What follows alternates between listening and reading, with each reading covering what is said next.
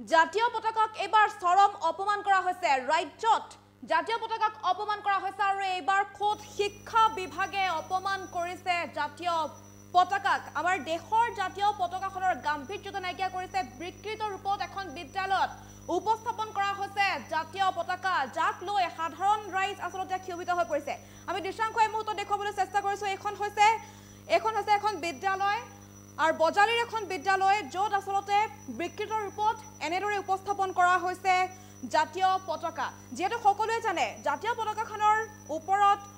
গেৰুৱা মাজত শুকুলা আৰু তলত থাকে শ্যামল কিন্তু এবাৰ শ্যামলৰ পৰিৱৰ্তে কিন্তু পাতল ৰঙৰ এটা হালধীয়া ৰঙেৰে অংকন কৰা হৈছে জাতীয় পতাকা বিকৃতকৰণ কৰা হৈছে কিন্তু কাৰ সাহসত আসলতে বলিয়ান হয় এনেদৰে বিকৃত কৰিছে জাতীয় পতাকা কোনে কৰিছে শিক্ষা বিভাগৰ চৰম গাফিলতিৰ বাবে ঘটনা সংঘটিত হৈছে নেকি যাক লৈ এতিয়া ক্ষোভিত হৈছে সকলো আমি দৃশ্যাংশ সম্পূৰ্ণ ৰূপত দেখুৱাম তাৰ পূৰ্বে বিস্তৃত ৰূপত লৈ আনিছো এই খবৰ এটা ডাঙৰ খবৰ এই মুহূৰ্তত লৈ আনিছো আমি জাতীয় পতাকাক চৰম অপমান কৰা হৈছে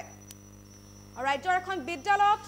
এই নিৰ্লজ্জ কাণ্ড সংঘটিত হৈছে অসম চৰকাৰৰ শিক্ষা বিভাগৰ নিৰ্লজ্জ কাণ্ড আৰু বজালিৰ ৰিহাবাৰী উচ্চতৰ মাধ্যমিক বিদ্যালয়ৰ চৌহদৰ দৃশ্য এয়া জাতীয় পতাকা অংকনত বিষম বিভ্ৰাট দেখিবলৈ পোৱা গৈছে বিদ্যালয় চৌহদৰ ডিজিটেল লাইব্ৰেৰীত প্ৰতিটো খুঁটাত অংকন কৰা হৈছে জাতীয় পতাকা কিন্তু তলত শ্যামল বৰণৰ পৰিৱৰ্তে অংকন কৰা হৈছে পাতল হালধীয়া ৰং আৰু বিকৃত ৰূপত এনেদৰে উপস্থাপন কৰা হৈছে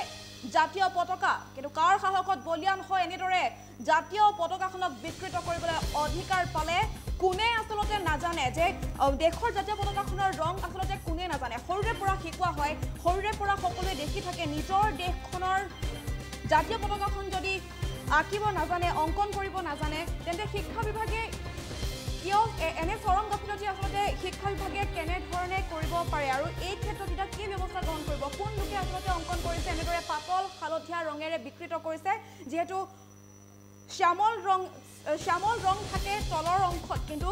তলত শ্যামলৰ পৰিৱৰ্তে আমি দৃশ্যত দেখুৱাৰ দৰে এনেদৰে পাতল হালধীয়া ৰঙেৰে বিকৃত কৰিছে জাতীয় পতাকাখন আৰু অসম চৰকাৰৰ শিক্ষা বিভাগৰ নিৰ্লজ্জ কাণ্ড এবাৰ বজালিৰ ৰিহাবাৰী উচ্চতৰ মাধ্যমিক বিদ্যালয়ৰ চৌহদত অংকন কৰা হৈছে বিকৃত ৰূপত জাতীয় পতাকা এক বিষম বিভ্ৰাট দেখিবলৈ পোৱা গৈছে পতাকা অংকনত আমি দেখুৱাই আছো দৃশ্যাংশ এই মুহূৰ্তত বিদ্যালয়ৰ চৌহদৰ ডিজিটেল লাইব্ৰেৰীত প্ৰত্যেকটো খুঁটাত এনেদৰে অংকন কৰা হৈছে জাতীয় পতাকা কিন্তু বিদ্যালয় চৌহদৰ যি লাইব্ৰেৰীৰ সন্মুখত খুঁটাসমূহত যি অংকন কৰা হৈছে সেই জাতীয় পতাকাত সম্পূৰ্ণ বিভ্ৰাট দেখিবলৈ পোৱা গৈছে বিকৃত ৰূপত উপস্থাপন কৰা হৈছে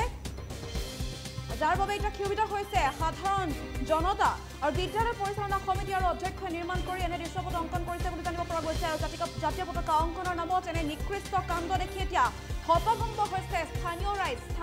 আহি গোট খাইছেহি আৰু ক্ষোভিত হৈছে আৰু এই দৃশ্যাংশ আমি এই মুহূৰ্তত পুনৰবাৰ দেখুৱাবলৈ চেষ্টা কৰি আছো অসম চৰকাৰৰ শিক্ষা বিভাগৰ আসলতে নিৰ্লজ্জ কাণ্ড দেশৰ জাতীয় পতাকাক অপমান কৰা হৈছে বিকৃত ৰূপত উপস্থাপন কৰা হৈছে এখন বিদ্যালয়ত কিছু ভাষ্য আহি পৰিছে এই মুহূৰ্তত আমি ভাষ্য আগবঢ়াইছো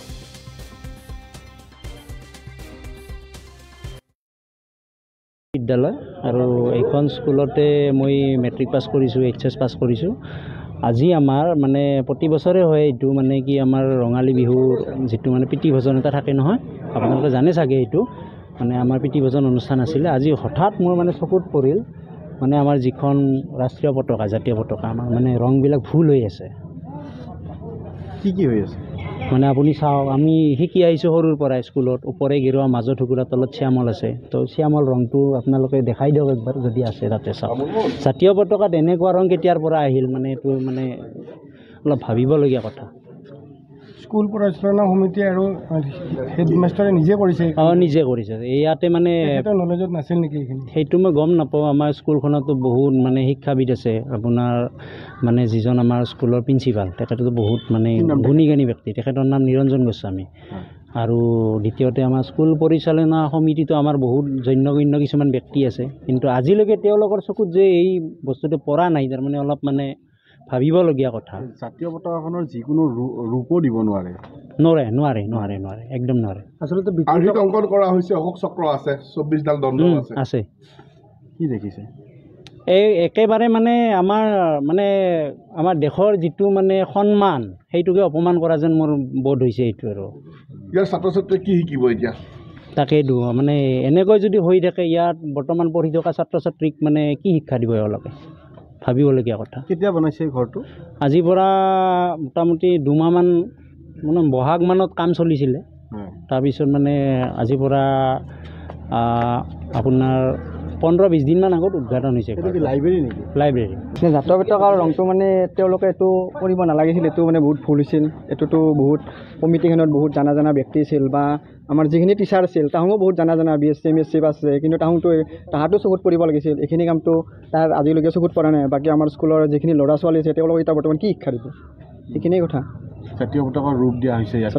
বহুত। যিকোনো খবৰৰ বাবে যোগাযোগ কৰক আমাৰ এই নম্বৰত